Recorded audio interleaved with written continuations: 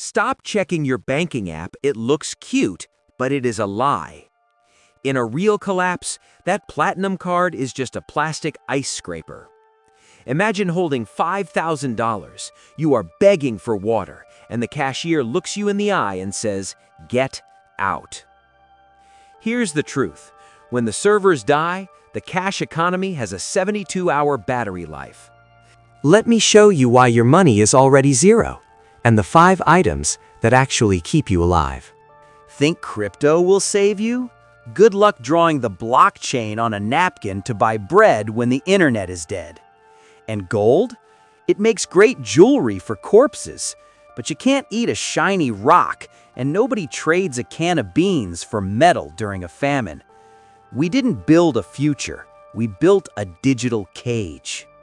So, if cash is trash and gold is just a heavy paperweight, how fast does a modern city actually die? Let's look at the math. Welcome to the 72-hour death loop. Hours 1 to 24, the denial phase. People think it's just a temporary glitch. You can't swipe your cards, so you leave your groceries and go home. You complain to your neighbors. You think it's a mini holiday. Hours 24 to 48, the panic. The supply chain algorithms freeze. Delivery trucks stop running because they can't process digital payments for fuel. Every supermarket in your city is stripped completely bare in exactly 3 hours. Hours 48 to 72, the breaking point. Municipal water pumps rely on automated digital grids. No signal, no water pressure. Your taps go dry. At hour 72, the illusion of civilized society shatters, and at that exact moment, your $5,000 in cash cannot buy a single drop of clean water. Enough theory. If the system is a cage, these are the 5 keys to the lock. Items that cost less than a sandwich, but will buy you a week of life. Item number 1, the Bic lighter. Buy 50 of them, now. In the 1990s, during the North Korean famine, the official currency became useless paper. People were trading their family heirlooms just for a handful of corn. But do you know what the most stable currency was in the black markets? Lighters. Fire isn't just for warmth, it's a time machine. It turns a bucket of parasite-filled river water into safe hydration. It cooks scavenged meat that would otherwise kill you with bacteria. Go ahead. Try rubbing 2 sticks together in the rain after you haven't eaten for 2 days. You'll die of exhaustion before you see a smoke. A $1 lighter makes you the master of fire in a dark world. Item number 2, water purification tablets. $3 for 50 tablets. That is 50 liters of life. After the 2010 Haiti earthquake, more people died from cholera than from the actual buildings falling. When the digital grid dies, the city's water pumps stop. Within 48 hours, the pipes go dry, and people get desperate enough to drink from puddles or old tanks. Imagine your neighbor with a suitcase of cash, crying because he can't buy a bottle of Evian. And there you are, dropping a 3-cent tablet into a bucket of rainwater. Cholera doesn't care about your bank balance.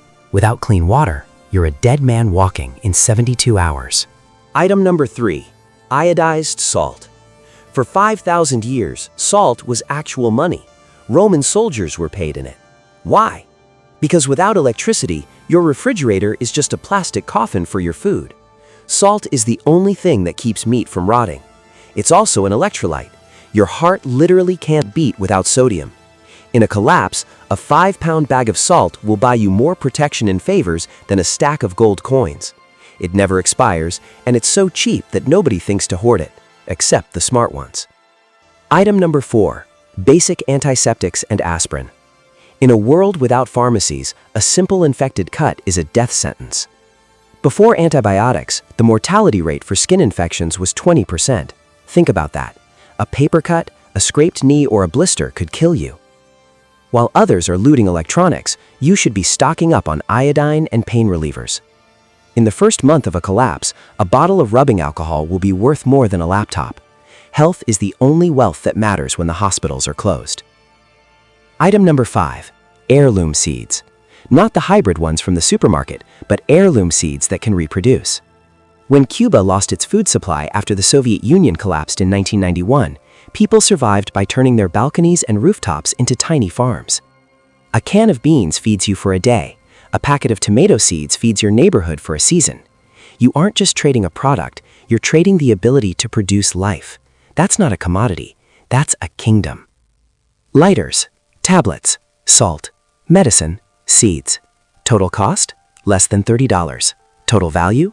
The difference between a survivor and a statistic. Go ahead, keep your banking apps and your NFT collections. I'll keep my bag of essentials. I know who's going to be doing the begging. Wait, don't close the video yet. Everything I just told you, it isn't some distant science fiction. It is happening right now while you are watching this screen. Look at the escalating conflict between Iran and Israel.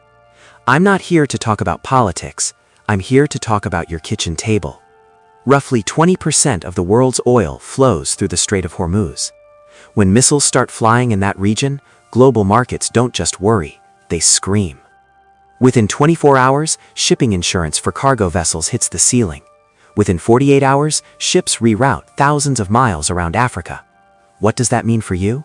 It means the price of fuel doubles at your local pump, delivery trucks stop, and the food in your grocery store vanishes because the system is too fragile to handle a single spark. So, you listen to me. You buy your lighters, your seeds, and your salt. You become the smartest person on your block. And that makes you a target. In a starving city, the man with a full backpack is not a survivor. He is a loot drop for someone more desperate. If your neighbors know you have food, they won't be trading with you. They will be fighting you. This is the final rule of the wasteland. Be the gray man. Do not wear camouflage. Do not carry a tactical vest that screams, "I have gear." If you look like Rambo, you'll be the first one a sniper aims at for your boots. But if you look like just another tired, hungry refugee in a plain gray hoodie, you become invisible. And in a collapse, invisibility is better than any bulletproof vest. The signal is fading. The world is sleepwalking toward a cliff, and most people won't wake up until they hit the ground. But you saw the storm coming. You're still here. If you want to keep breathing when the grid goes dark, you need more than just salt. You need intel. Subscribe to the Sentinel, folks. Turn on the bell. Because next week, I'm going to reveal the 7 places you must avoid when the city locks down. If you go to these spots, you won't come back. Prepare in silence. Survive in the shadows. I'll be watching. Thank you for watching.